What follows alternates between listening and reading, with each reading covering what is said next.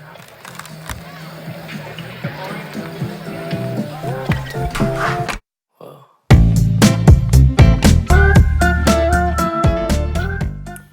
everybody, welcome back to my channel. If you're new, hello, I'm Kristen. It is nice to have you here, and if you are not new and you're returning, thank you so much for returning.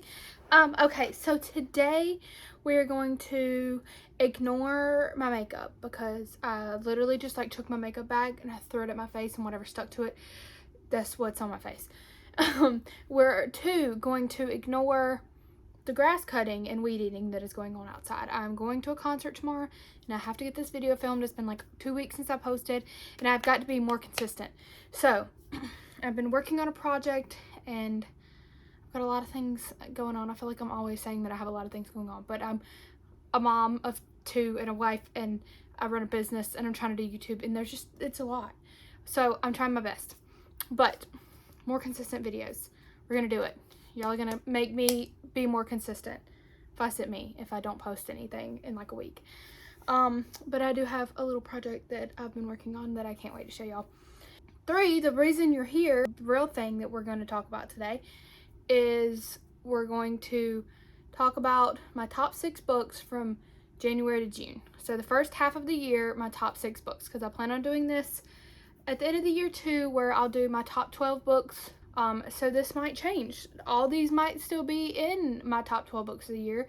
None of them might be, half of them.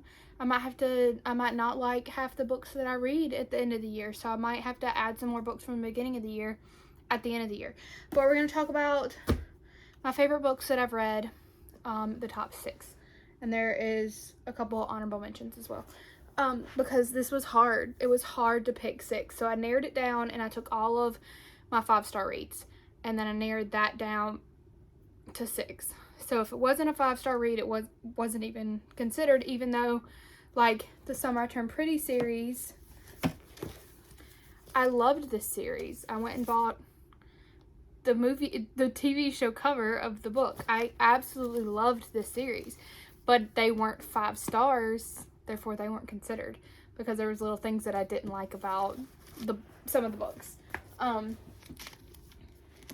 But so we're gonna get started. The first book that I read this year, the first book that's on this list is Marriage for One.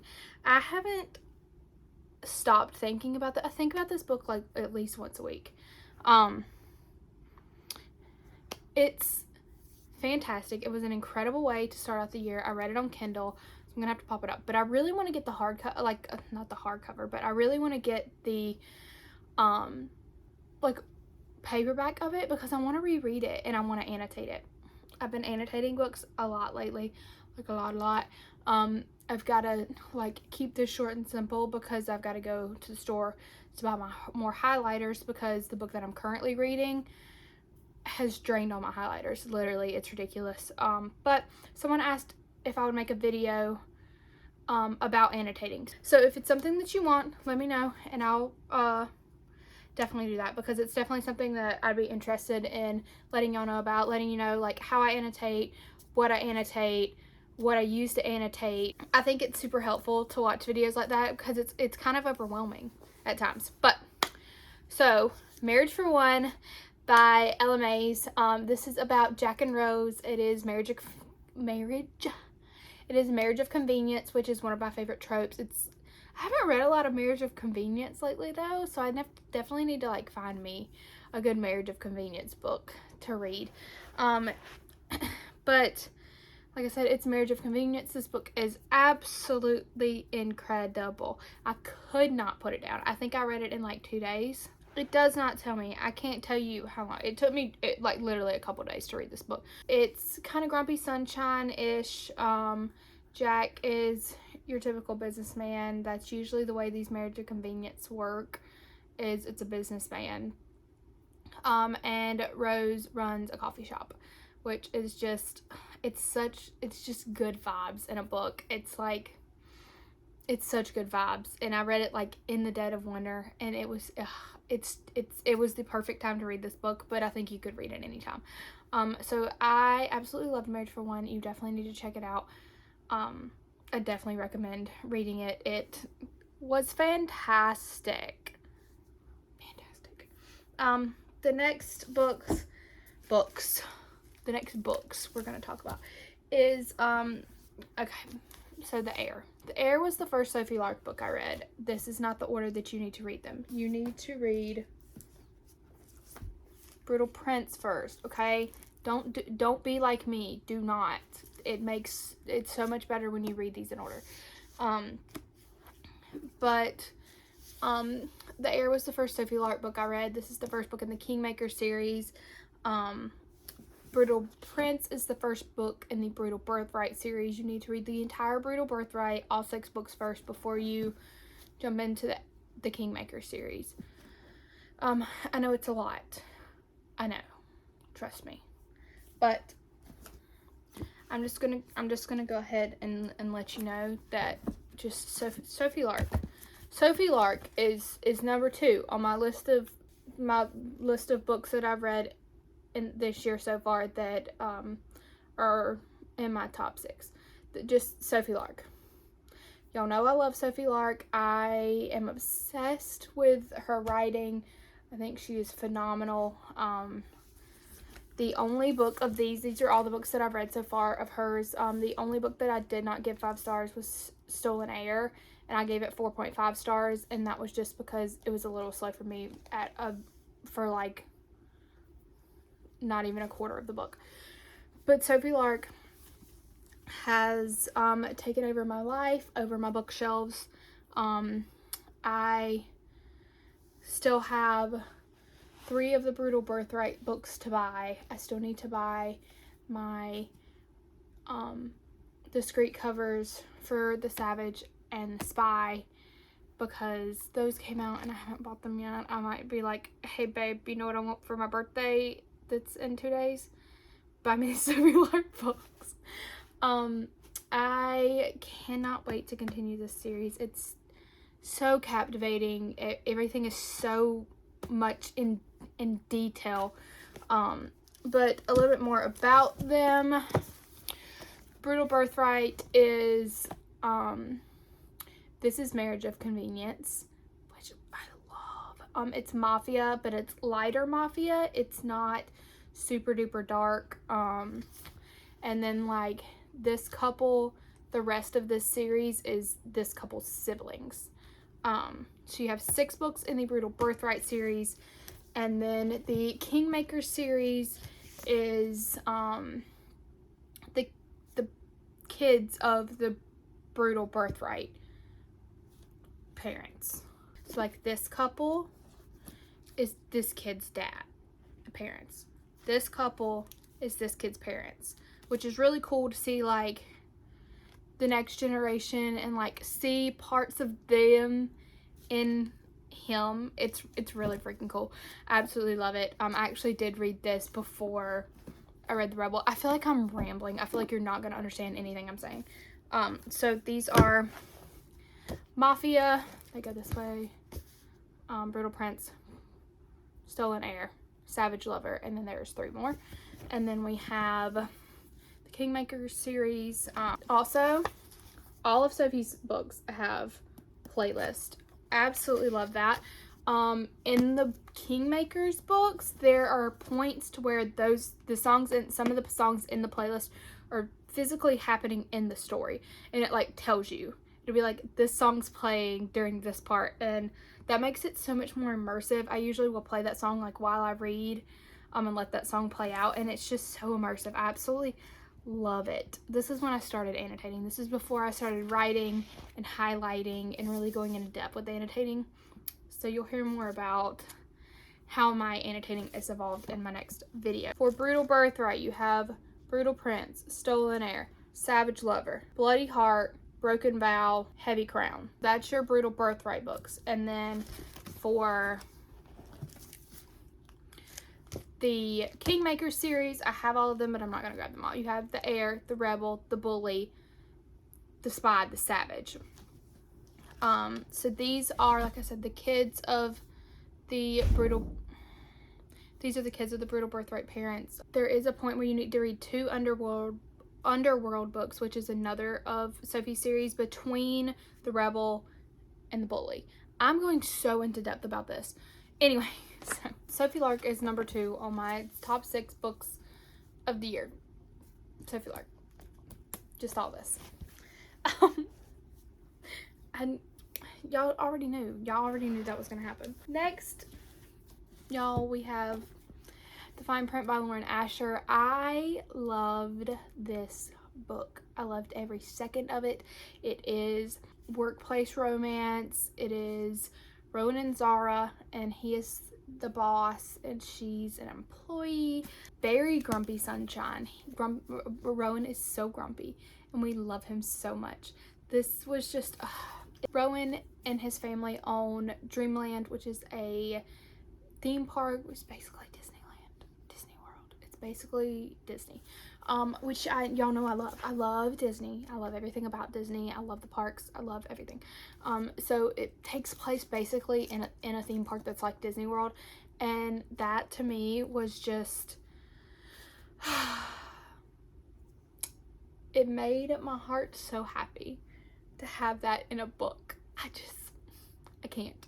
So The Fine Print, and then so Rowan is looking for a way to kind of like make business better, to make the park better, and Zara ends up sending in a drunk proposal for some changes in the park, and Rowan takes her up on it. Actually, he loves her ideas and things kind of go from there.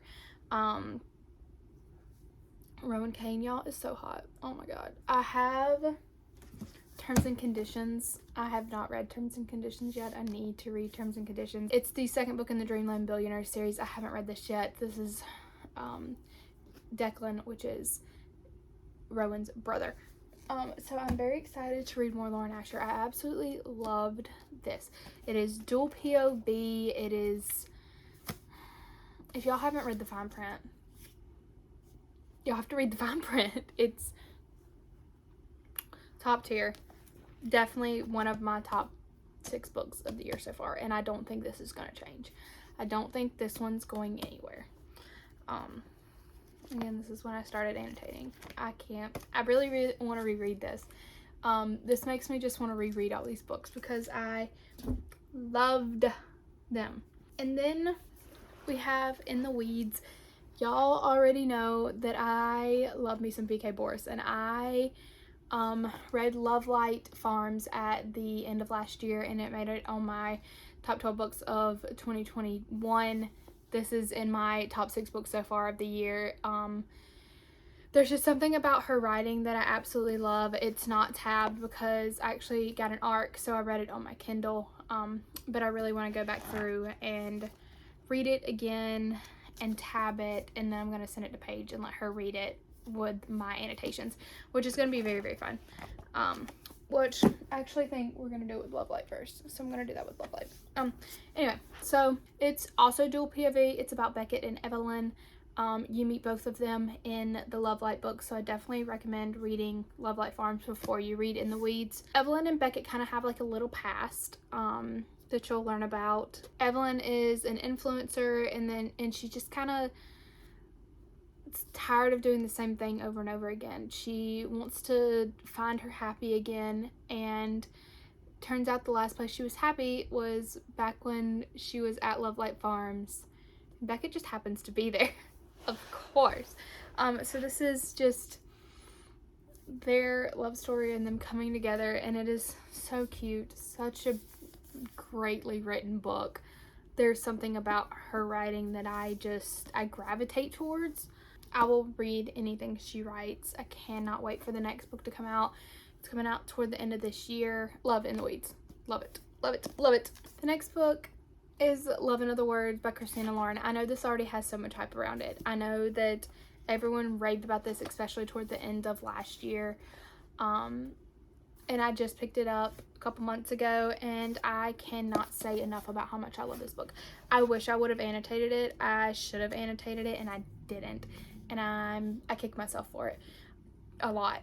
No, I was going to say a little bit, but a lot. I wish I would have annotated this book, so I guess I'm going to have to reread it too.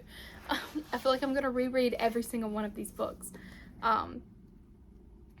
this is about Macy and Elliot, and it is like it's a second chance romance. It's a then and now, so you go back and forth between them being kids and falling in love as kids, and then 10 years later they run into each other at a coffee shop, and you kind of slowly figure out why they stopped talking and what happened to them and what happened to Macy especially, to make her just cut Elliot out of her life, basically.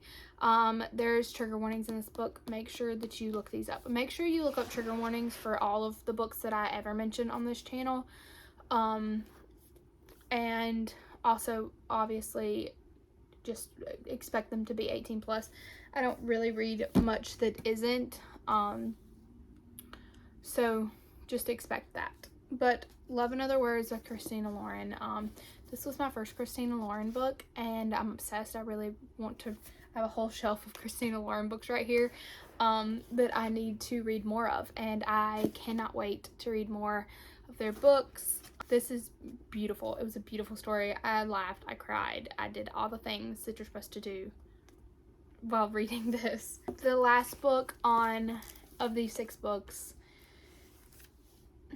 is Heart Bones by Colleen Hoover. This is not the only Colleen Hoover book that I've read this year, but it's the only like full Colleen Hoover book I've read this year. Heart Bones, this is supposed to be YA, and let me tell y'all right now, I don't consider this YA. I don't understand how that they could say that a 13-year-old can read this, or like a 12-year-old. I don't know where YA starts, but this is definitely not, in my opinion, YA. There are some heavy topics in this book, some very heavy topics in this book. I would definitely look up trigger warnings for sure for this book, but I'm just going to read the back of this book because Colleen Hoover has some of the best book synopsis on the back of her books to tell you enough about the story to get you like hooked in and to make you want to read, but without giving like anything away at all.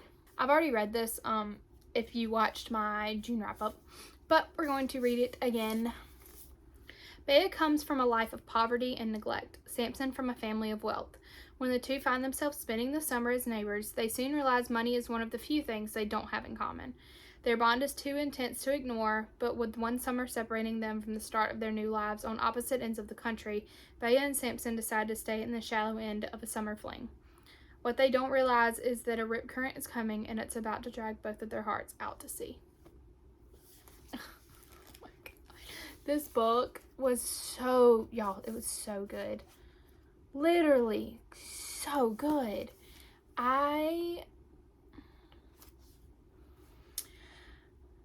It's Colleen Hoover, y'all. You already know that it was fantastic. It's so captivating, and I read this in like 2 days. I flew through it. The twist at the end, it's not really a huge twist, but it's so good, and it's just I just can't with Colleen Hoover. I can't. But Heart Bones is 100% one of my top 6 books of the year. I absolutely adored this book. It was a fantastic read. Props to freaking Colleen Hoover all the time. I do have one book that I want to mention, just an honorable mention. This literally almost made the cut. Like, it was either this or Marriage for One. This is How to Get Your Best Friend by Jenny Proctor, and it's kind of tied with Marriage for One. So really, I have like 10 books if you count all the Sophie like ones. But this is like best friends to lovers. It is dual POV. It is like small town romance. This book is so good. Jenny is one of my favorite authors. Y'all already know that. I will go ahead and read the back of this for you, even though I know y'all already know. This also is not annotated because I had got an ARC for it, so I read it on my Kindle. Another one that I will be rereading to annotate. Kate Fletcher is my kryptonite. She's also my best friend. Former best friend? I'm not sure what to call it when we grew up attached at the hip and when she left Silver Creek and me to travel the world. The important thing is Kate is back, temporarily, and I'm still in love with her, permanently. But things are different now. The attraction doesn't seem one-sided. I don't think I'm imagining the heart in Kate's eyes or the chemistry crackling between us. But will that be enough to keep Kate here when for as long as I can remember, all she wanted to do was leave? I'm determined to give her a reason to stay. Family, connection, roots, and me. I'll have to start with sparks and fire, but if I take this step, there is no turning back to simple friendship. And if she doesn't feel the same way, I might lose her again. This time, for good. Don't you want to read this? You really should read this. Y'all, I've read so many good books this year. And it was so hard to pick a top 6 or 10, whatever you want to consider it. But I'm just so excited for reading for the second half of the year. I've read 39 books between January and June, the end of June. 39 books, which is just crazy that a year ago today I didn't read. I had not read in years. So I'm so thankful for Paige for introducing me to reading again and to getting me hooked on it. It's gotten a little out of hand, but that's okay. And I'm so glad that y'all care enough to let me talk about the books that I read on the internet. It's just insane to me that this is where my life is right now, is me being able to share with all of you the books that I read and what I think about them, and getting to send you some recommendations and then y'all reading my recommendations, which is just insane. I absolutely love when y'all read my recommendations. But so here you go. These are my books. It's a lot. This is not 6 books, it's 10. There's 10 of them. So my top 10 books of the year, I guess, is what it is. I love it.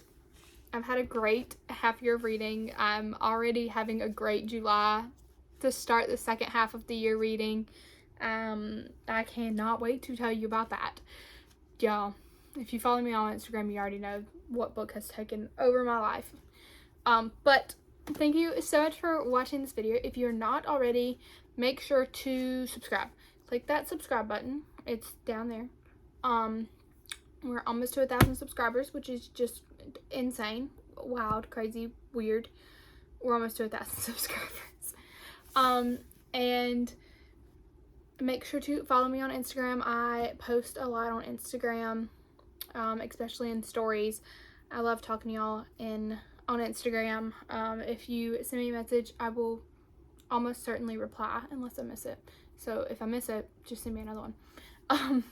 But I've been doing a thing lately where every Friday we talk about, y'all send me in your favorite songs currently, and I share them on stories, which is I absolutely love. I'm still gonna make my Spotify playlist video very, very soon. You should be seeing that in like the next couple weeks. I've just got a couple things that I'm trying to, extra little playlists that I'm trying to get organized. But thank you so much for listening to me ramble about books that I've read this year and 500 other things that I had nothing to do with those books. But thank you so much for watching. If you haven't followed me on Goodreads, also go follow me on Goodreads. Go follow me on Goodreads. Friend me on Goodreads. It is linked below. It always is. And then I will have all these books linked below. I always have the books that I mentioned in this video linked below. I don't have an Amazon storefront. I wish I did, but I don't. I do have my Amazon wish list though below, but don't send me things. Thank you so much for watching this video, and I will see you next time. Bye, guys.